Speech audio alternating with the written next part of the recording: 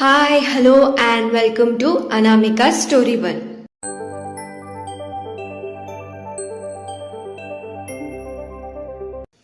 ఇవాళ మనం వినబోయే కథ మీరా, చాప్టర్ 112.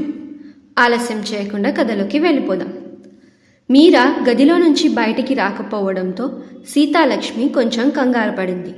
గౌతమ్ జరిగింది చెప్పడంతో తను ఆలోచనలో పడిందని అర్థమై తను కూడా మీరాని ఎక్కువగా డిస్టర్బ్ చేయలేదు. చక్రి కూడా మీరా కోసం ఎగ్జామ్ ఫామ్ తీసుకొచ్చి వాళ్ళ నాన్నగారితో మాస్టర్ గారు చెప్పిందంతా చెప్పేశాడు. 2 నెలల తర్వాత ఎగ్జామ్స్ అని కూడా చెప్పాడు. సూర్యకాంతం గారు కూడా అభి గురించి తెలుసుకోమని వాళ్ళకి తెలిసిన వాళ్ళకి చెప్పేసింది. అలాగే ఆ విషయం కూడా రాజారావు గారికి చక్రికి కూడా చెప్పింది. వాళ్ళు కూడా చాలా సంతోషించారు మంజు కోసం. వాళ్ళు కూడా అభి గురించి కనుక్కుంటాను అని చెప్పారు. ఇదంతా ఒకెత్తైతే రాజీ మనసులో జరిగేది ఇంకొకెత్తు. తను రోషన్తో కలిసి ఎలాగైనా సరే మీరాని భయపెట్టాలి అని, తనని ఒక గదికే అంకితం చెయ్యాలి అని కంకణం కట్టుకుంది. ఆ పిల్ల అసలు ఇవాళ రూమ్లో నుంచి బయటికి రాలేదు కదమ్మా, ఎలా భయపెడతావు దాన్ని అని అడిగాడు రోషన్. రూమ్లో ఉంటే మంచిదే కదరా, అది బయటికి వస్తేనే సమస్య. ఇవాళ కాకపోతేనే రేపైనా దాన్ని బయటికి తీసుకొస్తారు కదా, అప్పుడు చెప్తా దాని పని అని పళ్ళు నూరుకుంటూ అంది రాజీ.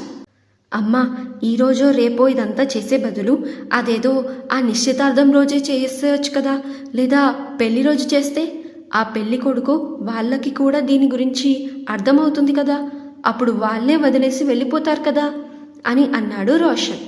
అది కూడా నిజమేరా, కాకపోతే అప్పటికి ఎక్కడ ఆలస్యమైపోతుందో ఏమో అని ఇప్పుడు కొంచెం భయపెడదాం, తర్వాత ఆ రోజు సంగతి ఆ రోజు చూద్దాం అని అంది రాజీ. సరే అయితే మరి ఎలా భయపెట్టాలి అని అడిగాడు రోషన్. అదంతా నేను చూసుకుంటా, నువ్వు నేను చెప్పింది చెయ్యి చాలు అని అంది రాజీ. అలాగే అమ్మా అని అన్నాడు రోషన్. రాజీ కిందికి వెళ్తూ ఉంటే తనని ఆపి, ఇప్పుడెక్కడికి వెళ్తున్నావు అని అడిగాడు రోషన్. అన్నయ్య దగ్గరికి అని అంది రాజీ మొహం చిరాగ్గా పెట్టుకొని. ఇప్పుడు ఆయన దగ్గరికి ఎందుకు అని అడిగాడు రోషన్. నిన్న నేను ఆ మీరాతో అలా అనేసరికి అన్నయ్యకి నా మీద కోపం వచ్చినట్టుంది. అసలు నా వైపు చూడడం కూడా చూడట్లేదు, నాతో మాట్లాడటం లేదు. అదేంటో వెళ్ళి చూడాలి అని అంది రాజీ. అవసరమా అని అడిగాడు రోషన్. అవసరం అంటావేంట్రా, అన్నయ్య మన సైడ్ ఉండాలి, అప్పుడే ఆ ముసల్ది మనల్ని ఏం చెయ్యలేదు. లేదా కూరలో కరివేపాకు తీసేసినట్టు ఆ ముసల్ది మనల్ని ఈ ఇంట్లో నుంచి తీసి బయటపడేస్తుంది అని చెప్పి రోషన్ చెప్పాలి అనుకునేది వినకుండా రాజారావు గది వైపు వెళ్ళింది రాజీ. రాజారావు గారు చక్రి తెచ్చిన ఫామ్ని, దాంట్లో ఉన్న వివరాలని చదువుతూ ఉన్నారు. రాజీ లోపలికి వెళ్ళి అన్నయ్య అని చాలా నెమ్మదిగా ఇంకా అమాయకంగా పిలిచింది. రాజీ పిలుపు వినగానే వెనక్కి తిరిగి చూశారు రాజారావు గారు. అక్కడ రాజీ అమాయకంగా కళ్ళల్లో నీళ్లు తెచ్చుకొని రాజారావు గారిని చూస్తూ ఉంది. ముందు ఆ కళ్ళల్లోని నీళ్లు చూసి బాధేసింది రాజారావు గారికి. కానీ నిన్న రాజీ అన్న మాటలు గుర్తుకు రాగానే కొంచెం కఠోరంగా మారి, ఏంటి రాజీ అని అడిగారు. అన్నయ్య, నువ్వు ఇలా కఠోరంగా మాట్లాడకు, నేను నీ చెల్లినన్నయ్య, నాకు ఎంత బాధగా ఉందో తెలుసా, నా వైపు నువ్వు చూడను కూడా చూడటం లేదు అని కన్నీళ్లు కారుస్తూనే అంది రాజీ. నిన్న నువ్వు అన్న మాటలు నాకు నచ్చలేదు రాజీ. మీరా అసలు ఏం చేసిందని? వాళ్ళేదో అంటే వాళ్ళేదో చేస్తే నువ్వు మీరాని అనడం ఏంటి రాజీ? ఒక అత్తగా తనకి తోడుండాలి కదా. సరే, ఒక అత్తగా కాకపోయినా ఒక సాటి ఆడదానిగా అయినా నువ్వు మీరాకి ధైర్యం చెప్పాలి కదా. అలా వాళ్ళు ఇంట్లోకి రాగానే తన మీద అభాండాలు వేయడం ఎంతవరకు న్యాయం చెప్పు? నీకు మీరా సంగతి ముందే తెలుసు, తను ఎంత భయస్తురాలు అనేది తెలుసు. అలాంటిది తనని నువ్వు ఇంకా భయపెట్టడం ఏమన్నా బాగుందా అని సూటిగా అడిగారు రాజారావు గారు. అది కాదన్నయ్య, వాళ్ళని చూసి కోపంలో భయంలో నేను ఏదో అనేశాను.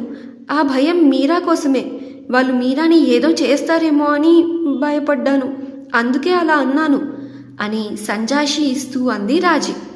నువ్వు ఎందుకు అలా అన్నావు నాకు తెలియదు రాజీ, కానీ మీరా ముందు ఇలాంటి మాటలు నేను సహించను. తనకి ఇప్పుడిప్పుడే బాగవుతుంది, తను మారుతుంది, అందరితో కలుస్తుంది. నువ్వు అలా భయపడితే తను మళ్ళీ మామూలు అవ్వదు. ముందులాగే భయపడుతూ ఆ గదిలో ఉండిపోతుంది. అది నాకు అస్సలు ఇష్టం లేదు. అందుకే నీకు ఇప్పుడే చెప్తున్నాను, మీరా ముందు కొంచెం జాగ్రత్తగా మాట్లాడు.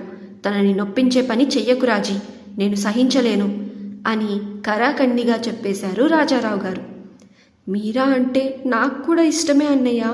అసలైతే నేను నా కొడుకుకి మీరాని ఇచ్చి పెళ్లి చేద్దామని అనుకున్నాను. దాని గురించి మాట్లాడదాము అని అనుకోనే లోపే నువ్వే మీరా పెళ్ళి అని నాకు ఫోన్ చేసి రమ్మని చెప్పావు. నాకు తనంటే అంత ఇష్టం అని కళ్ళల్లో నీళ్లు తెచ్చుకొని రాజారావు దగ్గరికి వెళ్ళి మోకాల మీద కూర్చొని ఆయన చెయ్యి పట్టుకొని అంది రాజీ. మరిప్పుడు రాజారావు గారి రియాక్షన్ ఏంటంటారు? రాజీ ప్లాన్ వర్కౌట్ అవుతుందా? తెలుసుకుందాం నెక్స్ట్ అప్డేట్స్లో. వింటూనే ఉండండి ఈ స్టోరీ మీరా, మీ అనామిక స్టోరీ వరల్డ్ ఛానల్లో మీ హోస్ట్ అనామికతో. ఈ స్టోరీ మీకు నచ్చితే ఈ వీడియోకి ఒక లైక్, అలాగే ఈ స్టోరీని మీ ఫ్రెండ్స్ అండ్ ఫ్యామిలీ సర్కిల్లో షేర్ చేయండి. అలాగే ఈ స్టోరీలో మీకు ఏం నచ్చిందో కింద కామెంట్ సెక్షన్లో మెన్షన్ చేయండి. మరిన్ని అప్డేట్స్ కోసం అండ్ మరిన్ని స్టోరీస్ కోసం నా ఛానల్ని సబ్స్క్రైబ్ చేసుకొని బెల్ ఐకాన్ కూడా క్లిక్ చేసేయండి. ఈ స్టోరీని మీరు పూర్తిగా చదవాలి అనుకుంటే డిస్క్రిప్షన్లో లింక్ ఉంది, బయోలో కూడా లింక్ ఉంది. దాన్ని ప్రెస్ చేసి ఈ స్టోరీని పూర్తిగా చదివేయండి. Thank you so much for listening. Thank you so much for your love and support. Take care and bye bye.